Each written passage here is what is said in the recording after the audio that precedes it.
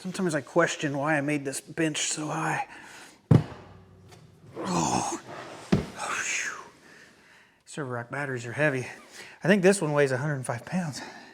So today we're going to be looking at the Vatier server rack battery, and I believe this is their new version. I think they've had this one out for a little bit now, and I think they've made some improvements to it since the last one. So if you're not familiar with Vatier, I don't even know how to say it. If you're not familiar with them, they are probably mostly known for golf cart replacement batteries. So they'll sell these battery packs where you can replace either a 36 volt battery pack or a 48 volt battery pack in a golf cart and upgrade them to lithium iron phosphate. And they're also known for like the 12 volt deep cycle batteries as well.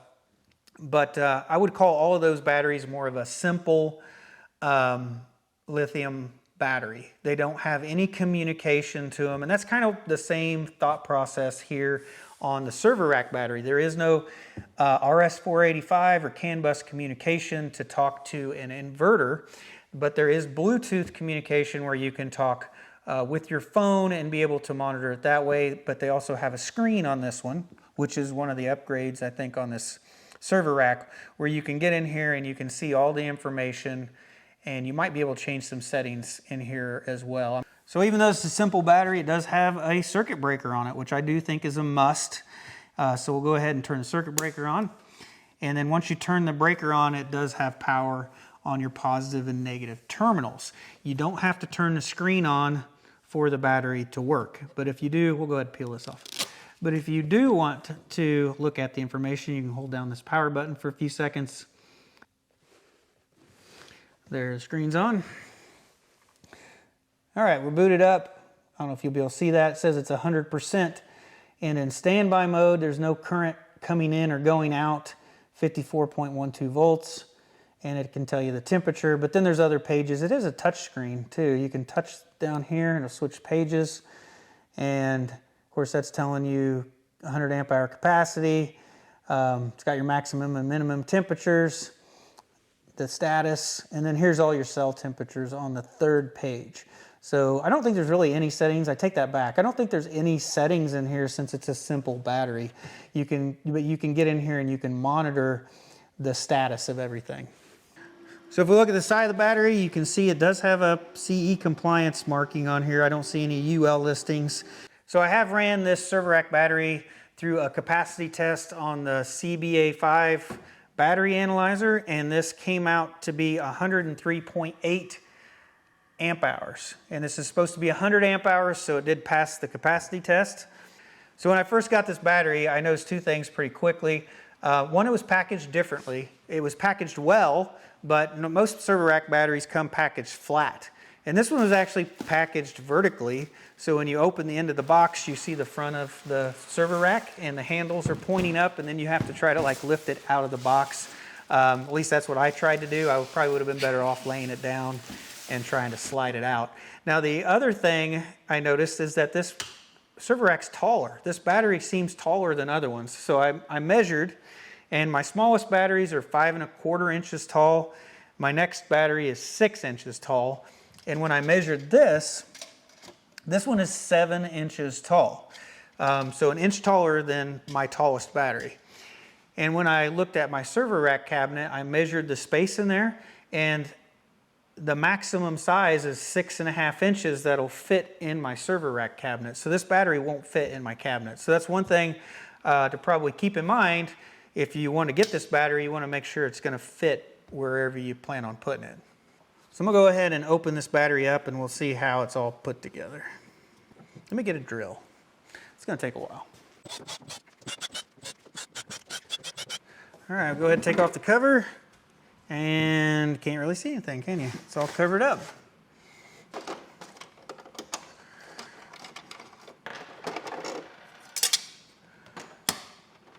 All right, now what's it look like?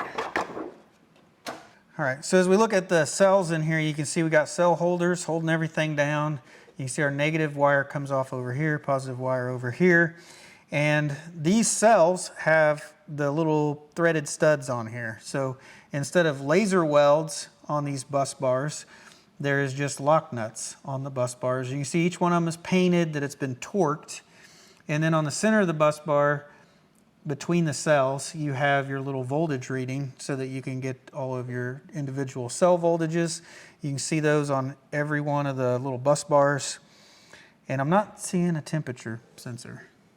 So I did find one temperature sensor. It's glued down right on top of the battery cell right there. Trying to see what the positive wire is, and it is a 200 degrees Celsius. This is a silicone rubber insulation, and it is 6-gauge wire. So one other thing I noticed is a lot of server rack batteries will have like the little fire extinguishers built into it, the fire suppressors. This does not seem to have them on the inside, so that's just something to note. It also is not a heated battery, so this is not made to be like outside in the cold. So since this battery management system only has Bluetooth communication, it doesn't have RS-45 or CAN bus, how would you hook this up to a all-in-one or a hybrid inverter? Well, the way you do that is you would have to set the inverter and tell it that it was hooked up to a lead-acid battery, because those batteries don't have communication. But then you would change the charge settings for the battery. You'd have to adjust those voltages so that it matched the voltages of a lithium iron phosphate battery.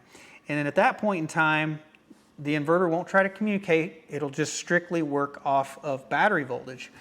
And that's what we're going to do. We're going to try to get this hooked up without communication to one of these inverters.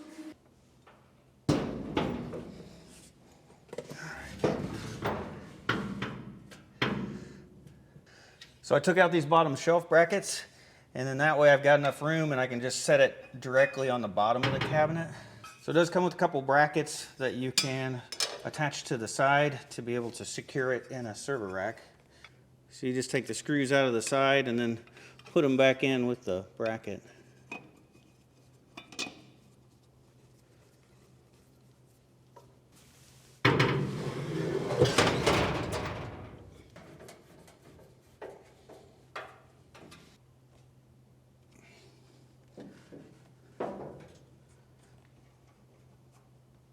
So I've got the Vatier battery, I've got it installed in the server rack, but there's also 3 other batteries in there. So what I've done is I have made sure that all the batteries are charged to 100%. And now we're ready to go ahead and set up the inverter, start using them. So on the inverter, I've changed the battery type to lead acid battery. I told it there's a total of 400 amp hours since we have 4 batteries in the cabinet. And I've got the charge voltage set at 57.6, and I have the floating voltage set at 54.4. And on our discharge settings, we have where it'll stop using the battery. We have our discharge cutoff set at 42 volts. Go ahead and turn the inverter output back on. And I'm going to go switch the interlock so that this is running the whole workshop. All right, we are on battery backup. So right now we're just pulling about 3.7 amps from that battery. We're going to have to start increasing the load. Over 5,000 watts now. All right, we're at 8,400 watts. All right, we're pulling 34 amps. I'm going to turn off one of these other batteries. This should take that load. Got 45 amps coming out. I'm going to turn off another battery. And there we go. Each battery should be putting out about 71 amps.